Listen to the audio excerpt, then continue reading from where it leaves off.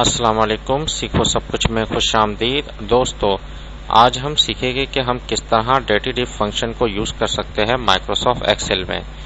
आइए जानते हैं। इस वक्त हमारे पास एक स्टार्टिंग डेट दी हुई है और एक एंडिंग डेट, और अगर हमें इन दो डेटों के दरमियान में ये मालूम करना है कि कितने दिन हैं, तो नंबर ऑफ डेज अगर हमें मालूम करना है तो हम इसके लिए डेटिव इफ फंक्शन का यूज़ कर सकते हैं।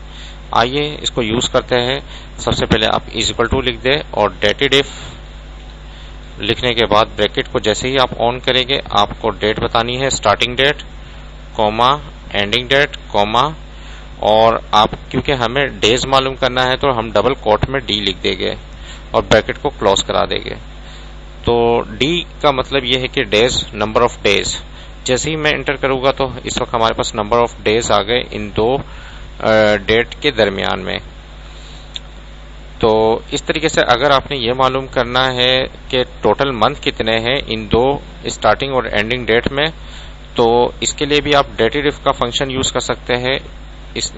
मैं इज इक्वल टू लिख देता हूं और उसके बाद डेटिव इफ और ब्रैकेट को ऑन करवाया। उसके बाद आपने स्टार्टिंग डेट लेना है कॉमा एंडिंग डेट कॉमा, उसके बाद डबल कोट में आप सिर्फ एम टाइप कर दें और जैसे ही ब्रैकेट को क्लोज कराएंगे और एंटर करेंगे तो ये नंबर ऑफ मंथ लेकर आ जाएगा कि 24 मंथ है इन दो डेट के दरमियान में। इसी तरीके से अगर आपने ये मालूम करना है नंबर ऑफ ईयर्स कितने हैं इन दो डेट के दरमियान में, तो इसके लिए भी आप डेटिव इफ का फंक्शन यूज कर सकते हैं।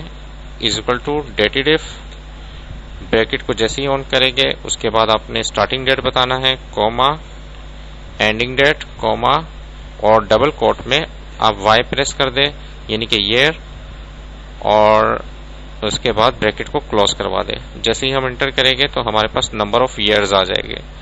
तो देखिए दोस्तों, कितना जबरदस्त ऑप्शन है डेटिव इफ का कि अगर हम दो डेट के दरमियान में नंबर ऑफ डेज मालूम करना चाह रहे हैं, नंबर ऑफ मंथ मालूम करना चाह रहे हैं और नंबर ऑफ ईयर्स मालूम करना चाह रहे हैं, तो इसके थ्रू हम मालूम कर सकते हैं। ये मैंने फार्मूला लिख दिया है, आप यहाँ देख सकते हैं और उसको आप नोट कर लीजिए। तो नंबर ऑफ डेज मालूम करने का एक आसान तरीका यह है जो मैं आपको बता रहा हूं कि अगर आपने, मैं यहाँ इज इक्वल टू प्रेस कर देता हूं, अगर आप एंडिंग जो डेट है उसको माइनस कर दे स्टार्टिंग डेट से तो आपके पास नंबर ऑफ डेज आ जाएगा। तो ये भी आप कर सकते हैं और इसके अलावा आप जो है डेटिव इफ फंक्शन का यूज कर सकते हैं।